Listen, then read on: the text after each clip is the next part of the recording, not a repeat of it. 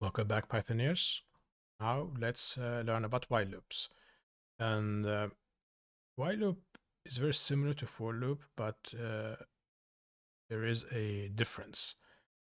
For example, we use for loops when we need to go through a sequence of items. For example, say all items in my fridge or all items in my shopping list, such things. While a while loop, we might use it until we use it based on a condition. And we're going to start with the syntax. So as we saw above, let's make for syntax. For loop looks like this. For the let's say that for item in items, this is how it looks. While a while loop will look while condition, and that's it. And how will that look? Let's see. Now I can create an infinite while loop, an infinite loop. You know how games and menus and apps and all of those use an infinite loop in some way. But the difference here when we mean infinite is, for example, let's say I did while true. I can do this. And I print hi. What will happen here is an infinite loop, and it will run forever until, well, something unexpected happens. So let's see what happens. Let me run this. Oh boy, it just keeps running. This is getting deeper, and I'm gonna close it because my computer will hate me otherwise. And if I did false here, we see this became a bit like dimmed, a little, not as yellow. You can see it again. True, it's it became a darker yellow here because this will never happen. So when the interpreter runs line by line, it comes here. It will check this condition before executing anything down here. And if I run this, you see nothing happened. No output, nothing. We don't have any print statement. So this is how the syntax of the while loop differs from the for loop. This one will always run for the amount of items. And if it had no items, I mean, you could pass an empty string here or an empty list, and it won't happen either. But this one's different. It requires a condition, and conditions could be advanced. They could be like something until age is 18, and say we had an age is 5. Now this will run also for an infinite amount of times because we have nothing that changes this condition. So for example, say I want to do something similar to this one up here when I went through the numbers. Let's say I start on number 0 and I want to print the number while it is less than or equal to 5. And then here we can print our number. And then let's run it. Oh boy. Oh, infinite again. Why is that? Because we never changed the value, so it's always 0 and it will run forever. So we have to change it. So after my print statement, I want to do something. I want to change the number. I'm going to do number equal to number plus 1. And I don't think we've gone through this these operators, the arithmetic operators, the plus, minus, times, division. But we'll do a little brief here while we're here. And we can see what will happen here is that I will store a new value in my number variable. I have reused it instead of creating a new one because I don't want to create another one like number 2. And the syntax is the value itself plus 1. So it's 0 plus 1. And once this first iteration is complete and I'm on the second, then it's 1. And then it will be 1 plus 1 and there will be 2. And we can see if I don't have an infinite loop, we've done things correct. 0 to 5. But remember, we don't want to start at 0. We want to emulate how we did the for loop. So we're just going to type 1 here. Then instead of 6 numbers, we should get 5. 1, 2, 3, 4, 5. So we have achieved the same thing as in the for loop. But how we constructed it is very different. We had to have a condition. Now, if we look at this, you will see this often. We generally don't type this long version. There are shorthand versions similar to how we saw the less than and equal. So instead of that, we could type number plus equal 1. So it is identical to this. It doesn't look like it, but it is. It takes the number plus 1 and assigns it there. So if I now comment this out, outside the column, identical. And then we run it. 1 to 5. So it works. And we have the same variation for negative, multiply, division, and so on. But we'll skip that for now. This is a while loop. Now I could have run this forever. True. I could keep it like this. I don't need to do that. And I could do something here. I could exit the loop with a keyword called break. So I would say if number is greater or equal to, no, let's not say equal, let's say greater than 5 because we want to print 5. Then I can write break. And this will allow us to escape from the while loop. And you will see code like this. We won't always use a variable out here to control the condition.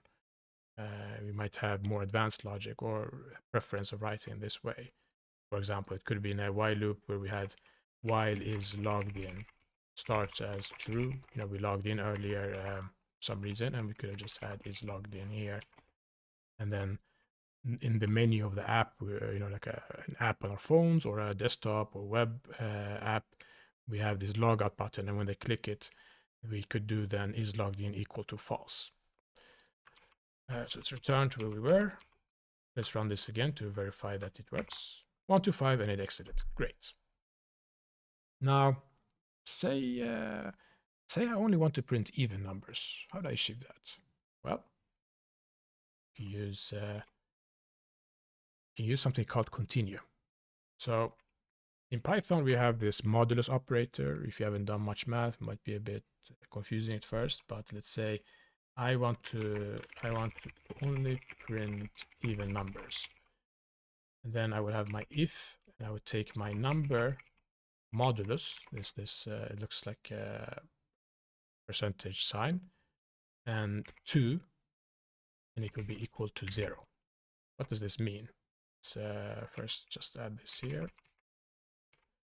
So for 1 modulus 2, we will have 1 left. But if number modulus 2, it will be 0 because how many... yeah, I think I'm confusing that. Let's make it more visual.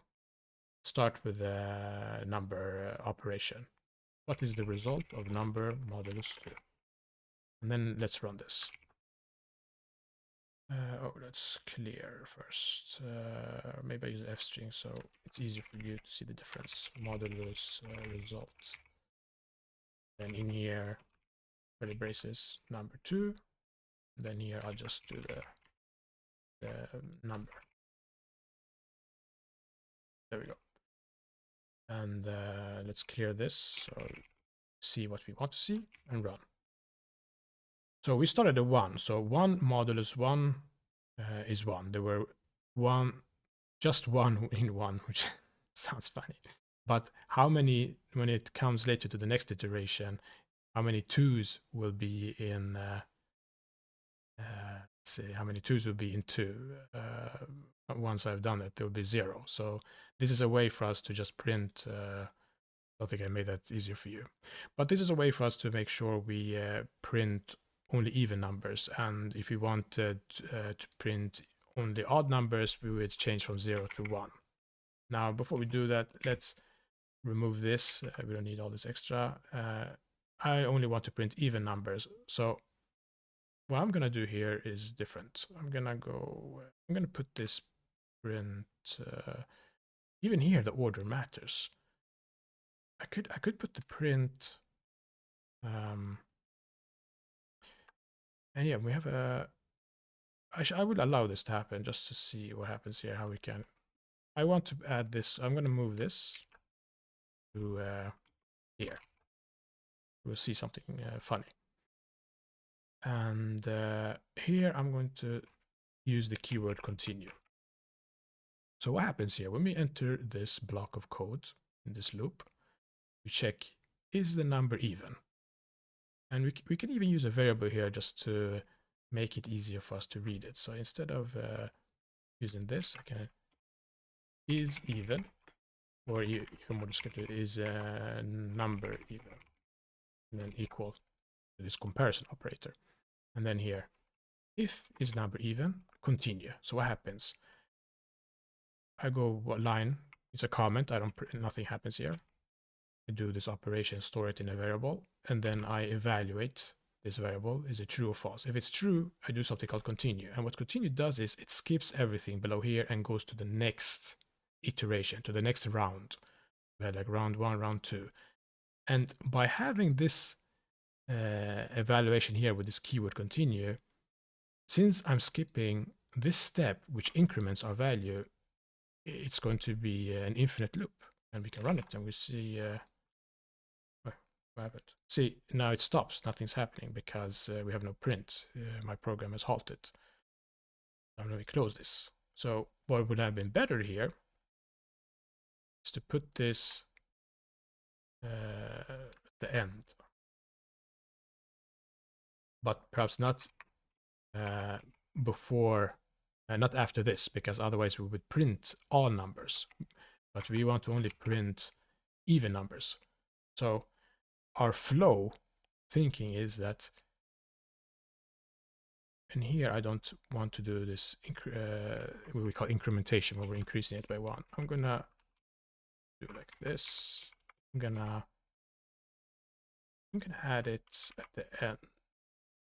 Or even here we will have a problem. Well, let's see. It could be fun to see this. So let me run this. What happens?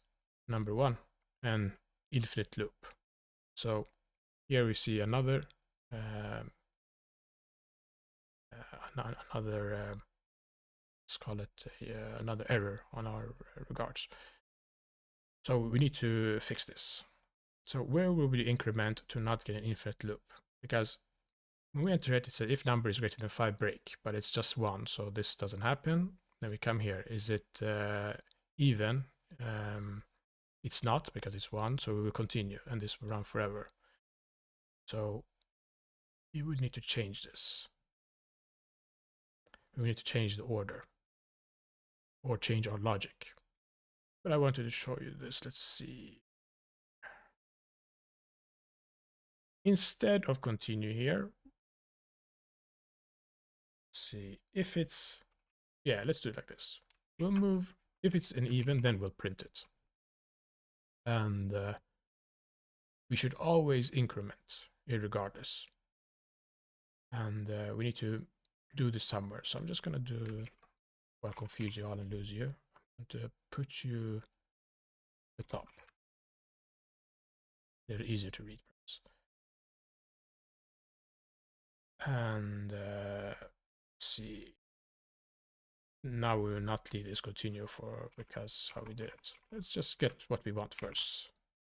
We got the even numbers from 1 to 5, 2 and 4. Now say I only want to print odd numbers. I don't want to print even numbers. Then here we will have continue. Otherwise, so this became a little dimmed because we will never get that far. But if I go back here and outside the block, it will. So now, start again. We got 1, 3, 5 because we only want to print odd numbers. So you see, continue and break. It allows us to create much more complex loops, but we don't know how to use them. These are the kind of mistakes that I showed you will occur, where we get infinite loops or we're not getting the outcome that we want. So we will need to think it through sometimes. We need to go think through the steps in how to accomplish it. And you saw the order really matters. If I had this top or down, and so anyhow, so this is a while loop. It is condition based. It will continue running until we're done. Opposed to for loops, which will run for a known, we call it finite. I mean, we know it will end. We have a sequence, amount of items. It will just do that. Of course, we can do more complex. Continue and break also works for for loops. We could have done very similar logic where we only wanted to print odd or even number. So if I comment out this for a second, we go back to, let's take a simple one like this one. Control-U. And here I only want to print, but here we need to change the naming to num. If it's an even number, we don't want to print it, only odd numbers. So what happens here, we will continue. So we will never get to this point. But if it was 2 or 4, then it skips this if, as we saw when we learned about if statements, and we will actually do the print. And let's run it. 1, 3, 5, odd numbers. So yeah, we will see use cases later for both, but while loops, we will really have a nice example of it. How powerful it is to create some kind of menu, perhaps, or yeah, some kind of structure. All right, until next time.